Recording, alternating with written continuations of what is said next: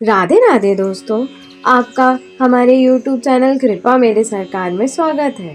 यदि आपको हमारी वीडियो अच्छी लगती है तो प्लीज़ हमारे वीडियो को लाइक ज़रूर करें और हमारे चैनल को भी सब्सक्राइब कर लें। आइए जानते हैं कि माता अन्नपूर्णा का व्रत कब से प्रारंभ होता है व इसे कितने दिनों तक करना चाहिए। माता अन्नपूर्णा का महाव्रत मार्गशीर्ष मास के कृष्ण पक्ष पंचमी से प्रारंभ होता है और मार्गशीर्ष शुक्ल षष्ठी को समाप्त होता है। वर्ष 2023 में मार्गशीर्ष माह की कृष्ण पंचमी दिनांक 2 दिसंबर तथा मार्गशीर्ष शुक्ल षष्ठी 18 दिसंबर को है। यह उत्तम व्रत 17 दिनों तक चलने वाला व्रत है। व्रत के प्रारंभ में भक्त 17 गांठों वाले धागे का धारण करते हैं। इस अति कठोर महाव्रत में व्रती 17 दिन तक अन्न का त्याग करते हैं और फलाहार भी एक वक्त ही किया जाता है। कई भक्त इस व्रत को 21 दिन तक भी पालन करते हैं। कई भक्तों के द्वारा इस व्रत को 21 दिन तक के लिए भी रखा जाता है। इस मान्यता के अनुसार व्रत मार्गशीर्ष कृष्ण प्रतिपदा से प्रारंभ होकर मार्गशीर्ष शुक्ल षष्ठी को समाप्त होता है। वर्ष 2023 में मार्ग कृष्ण प्रतिपदा का प्रारंभ 28 नवंबर को तथा मार्गशीर्ष शुक्ल षष्ठी का समापन 18 दिसंबर को होगा। इस व्रत को भक्त अपनी श्रद्धा के अनुसार 17 दिनों अथवा 21 दिनों तक रखते हैं। जिनके घर अन्नपूर्णा व्रत की कथा होती है उस घर को माता अन्नपूर्णा कभी नहीं त्यागती। गृह में सदैव माता अन्नपूर्णा का निवास रहता है। शास्त्रों में बताया गया है कि माता अन्नपूर्णा का व्रत करने से घर में अन्न के भंडार कभी खाली नहीं होते।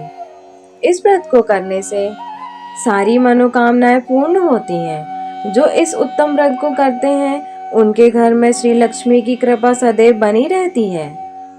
कभी अन्न का क्लेश कष्ट भी नहीं होता। आइए जानते हैं कि अन्नपूर्णा माता का व्रत किस प्रकार करना चाहिए और उनके पूजन की विधि क्या है। अन्नपूर्णा माता के व्रत के दिनों में प्रातः सुबह जल्दी उठकर स्नान आदि करके साफ सुथरे वस्त्र का धारण करना चाहिए। इस प्रकार 16 दिन तक माता अन्नपूर्णा की कथा का श्रवण करना चाहिए और डोरे का पूजन करना चाहिए। फिर जब 17वां दिन आए अर्थात मार्गशीर्ष शुक्ल पक्ष की षष्ठी का दिन आता है तो व्रत करने वाले पुरुष को सफेद वस्त्र और स्त्री को लाल वस्त्र धारण करना चाहिए। रात्रि में पूजा स्थल पर जाकर धान के पौधों से एक कल्प वृक्ष बनाकर स्थापित करना चाहिए और उस वृक्ष के नीचे भगवती अन्नपूर्णा की दिव्य मूर्ति का स्थापन करना चाहिए। पूरे घर और रसोई चूल्हे को अच्छी तरह से साफ करके उस पर गंगा जल का छिड़काव कर शुद्ध करना चाहिए। खाने के चूल्हे पर हल्दी कुमकुम चावल पुष्प अर्पित करें, धूप दीप आदि प्रज्वलित करें। इसके साथ ही माता पार्वती और शिव जी की पूजा करें। माता पार्वती ही अन्नपूर्णा है। विधिवत पूजा करने के बाद माता से प्रार्थना करें कि हमारे घर में हमेशा अन्न के भंडारे भरे रहें।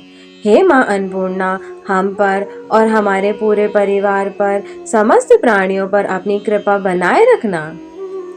इन दिनों में अन्न का दान जरूर करें और जरूरतमंदों को भोजन अवश्य कराएं।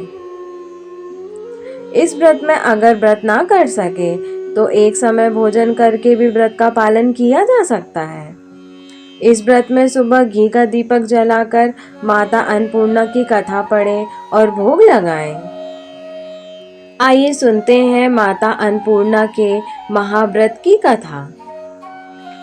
एक समय की बात है, काशी निवासी धनंजय की पत्नी का नाम सुलक्षणा था।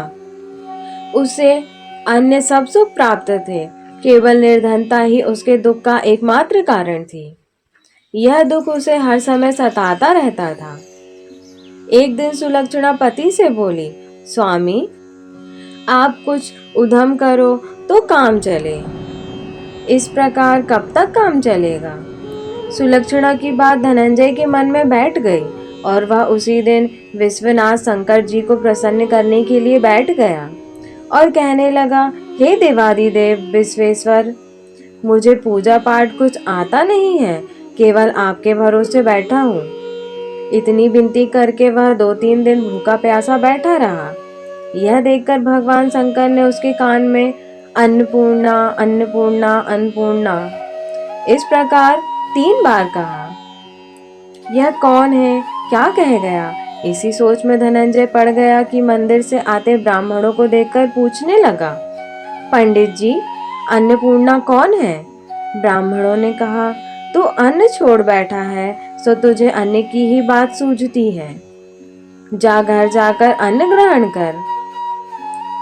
धनंजय घर गया, स्त्री से सारी बात कही। वह बोली, नाथ, चिंता मत करो, स्वयं शंकर जी ने यह मंत्र दिया है, वे स्वयं ही खुलासा करेंगे। आप फिर जाकर उनकी आराधना करो। धनंजय फिर जैसा का तैसा पूजा में बैठ गया। रात्रि में शंकर जी ने आज्ञा दी और कहा, तू पूर्व दिशा में चला जा। वह अन्नपूर्णा का नाम जपता जाता और रास्ते में फल खाता, झरनों का पानी पीता जाता। इस प्रकार कितने ही दिनों तक चलता गया। वहां उसे चांदी सी चमकती वन की शोभा देखने में आई। सुंदर सरोवर देखने में या उसके किनारे कितनी ही अप्सराएं झुंड बनाए बैठी थी। एक कथा सुनती और सब मिलकर माँ अन्नपूर्णा इस प्रकार बार बार कहती थी। यह अगहन अर्थात मार्गशीर्ष मास की उजेली रात्रि थी और आज से ही व्रत का आरंभ था। जिस शब्द की खोज करने वह निकला था, वह उसे सुनने को मिला। धनंजय ने उनके पास जाकर पूछा, हे देवियों, आप यह क्या करती हो? उन सब ने कहा, हम सब माँ अन्नपूर्णा का व्रत करती हैं। धनंजय ने पूछा, व्रत पूजा करने से क्या होता है? यह किसी ने किया भी है? इसे कब किया जाए? कैसा व्रत है और कैसी विधि है? मुझे भी विस्तार से बतलाओ। वे कहने लगी, इस व्रत को सब कोई कर सकते हैं। 21 दिन तक के लिए 21 गांठ का सूत लेना चाहिए। 21 दिन यदि ना बने तो 1 दिन का उपवास करें। यह भी ना बने तो केवल कथा सुनकर प्रसाद लें। निराहार रहकर कथा कहें। यदि कथा सुनने वाला कोई न मिले तो पीपल के पत्तों को रख सुपारी या घृत कुमारी वृक्ष को सामने रखकर दीपक को साक्षी कर सूर्य, गाय, तुलसी या महादेव को बिना कथा सुनाए मुख में दाना भी न डालें। यदि भूल से कुछ पड़ जाए तो 1 दिवस फिर उपवास करें। व्रत के दिन क्रोध ना करें और झूठ भी ना बोलें। धनंजय बोला, इस व्रत के करने से क्या होगा? वे कहने लगी, इसके करने से अंधों को नेत्र मिले, लूलों को हाथ मिले, निर्धन के घर धन आए, बांझी को संतान मिले, मूर्ख को विद्या आए। जो जिस कामना से व्रत करे माँ उसकी इच्छा पूरी करती है। वह कहने लगा, बहनों, मेरे पास भी धन नहीं है, विद्या नहीं है, कुछ भी तो नहीं है। मैं तो दुखिया ब्राह्मण हूँ। मुझे इस व्रत का सूत दोगी? हाँ भाई, तेरा कल्याण हो, हम तुम्हें अवश्य देंगे। ले इस व्रत का मंगल सूत ले। धनंजय ने व्रत किया। व्रत पूरा हुआ। तभी सरोवर में से 21 खंड की स्वर्ण सीढ़ी हीरा मोती जड़ी हुई प्रकट हुई। धनंजय जय अन्नपूर्णा अन्नपूर्णा कहता जाता था। इस प्रकार कितनी ही सीढ़ियां उतर गया तो क्या देखता है कि करोड़ों सूर्य से प्रकाशमान अन्नपूर्णा का मंदिर है। उसके सामने स्वर्ण सिंहासन पर माता अन्नपूर्णा विराजमान है। सामने भिक्षा हेतु शंकर भगवान खड़े हैं। देवांगनाएं चंबर डुलाती हैं। कितनी ही हथियार बांधे पहरा देती हैं। धनंजय दौड़कर जगदम्बा के चरणों में गिर गया। देवी उसके मन का क्लेश जान गई धनंजय कहने लगा, माता आप तो अंतर्यामिनी हो, आपको अपनी दशा क्या बताऊं। माता बोली, मेरा व्रत किया है, जा संसार तेरा सत्कार करेगा। माता ने धनंजय की जिह्वा पर बीज मंत्र लिख दिया। अब तो उसके रोम रोम में विद्या प्रकट हो गई। इतने में क्या देखता है कि वह काशी विश्वनाथ के मंदिर में खड़ा है। माँ का वरदान ले धनंजय घर आया, सुलक्षणा से सब बात कही। माताजी की कृपा से उसके घर में संपत्ति उमड़ने लगी। छोटा सा घर बहुत बड़ा गिना जाने लगा। जैसे शहद के छत्ते में मक्खियां जमा होती हैं, उसी प्रकार अनेक सगे संबंधी आकर उसकी बड़ाई करने लगे। कहने लगे, इतना धन और इतना बड़ा घर, सुंदर संतान नहीं तो इस कमाई का कौन भोग करेगा। सुलक्षणा से संतान नहीं है, इसलिए तुम दूसरा विवाह करो। अनिच्छा होते हुए भी धनंजय को दूसरा विवाह करना पड़ा और सती सुलक्षणा को सौत का दुख उठाना पड़ा। इस प्रकार दिन बीतते गए। फिर अघन मास आया। नए बंधन से बंधे पति से सुलक्षणा ने कहलाया कि हम व्रत के प्रभाव से सुखी हुए हैं, इस कारण यह व्रत छोड़ना नहीं चाहिए। यह माता जी का प्रताप है जो हम इतने संपन्न और सुखी हैं। सुलक्षणा की बात सुन धनंजय उसके यहाँ आया और व्रत में बैठ गया।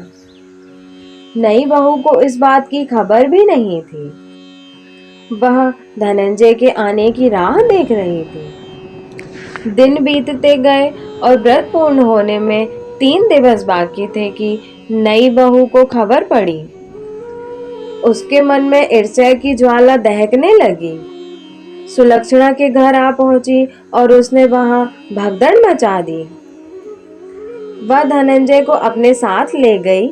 नए घर में धनंजय को थोड़ी देर के लिए निद्रा ने आ दबाया। इसी समय नई बहू ने उसका व्रत का सूत तोड़कर आग में फेंक दिया। अब तो माता जी का कोप जाग गया। घर में अकस्मात आग लग गई। सब कुछ जलकर खाक हो गया। सुलक्षणा जान गई और पति को फिर अपने घर ले आई।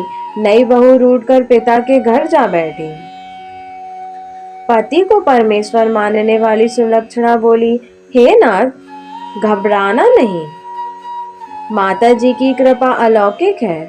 पुत्र को पुत्र हो जाता है पर माता को माता नहीं होती। अब आप श्रद्धा और भक्ति से आराधना शुरू करो, वे जरूर हमारा कल्याण करेंगी। धनंजय फिर माता के पीछे पड़ गया। फिर वही सरोवर सीढ़ी प्रकट हुई। उससे मां अन्नपूर्णा कहकर वह उतर गया। वहां जाकर माता जी के चरणों में रुदन करने लगा। माता प्रसन्न होकर बोली, वह मेरी स्वर्ण की मूर्ति ले, उसकी पूजा करना, तू फिर सुखी हो जाएगा। जा, तुझे मेरा आशीर्वाद है। तेरी स्त्री सुलक्षणा ने श्रद्धा से मेरा व्रत किया है, उसे मैंने पुत्र दिया है। धनंजय ने आंखें खोली तो खुद को काशी विश्वनाथ के मंदिर में खड़ा पाया। वहां से फिर उसी प्रकार घर को आया। इधर सुलक्षणा के दिन चढ़े और महीने पूरे होते ही पुत्र का जन्म हुआ। गांव में आश्चर्य की लहर दौड़ गई। इस प्रकार उसी गांव के निसंतान सेठ के पुत्र होने पर उसने माता अन्नपूर्णा का मंदिर बनवा दिया। उसमें माता जी धूमधाम से पधारी, यज्ञ किया और धनंजय को मंदिर के आचार्य का पद दे दिया। जीविका के लिए मंदिर की दक्षिणा और रहने के लिए बड़ा सुंदर सा भवन दिया। धनंजय स्त्री पुत्र सहित वहां रहने लगा। माता जी की चढ़ावे में भरपूर आमदनी होने लगी। उधर नई बहू के पिता के घर डाका पड़ा, सब लुट गया। वे भीख मांगकर पेट भरने लगे। सुलक्षणा ने यह सुना तो उन्हें बुलावा भेजा और उन्हें अलग घर में रख लिया और उनके अन्य वस्त्र का प्रबंधन कर दिया। धनंजय, सुलक्षणा और उसका पुत्र माताजी की कृपा से आनंद में रहने लगे। माताजी ने जैसे इनके भंडार भरे वैसे सबके भंडार भरे। इस प्रकार अन्नपूर्णा माता की कथा की समाप्ति होती है। माता अन्नपूर्णा का व्रत करने से मनुष्य की सभी मनोकामनाएं पूर्ण होती हैं। धन्यवाद।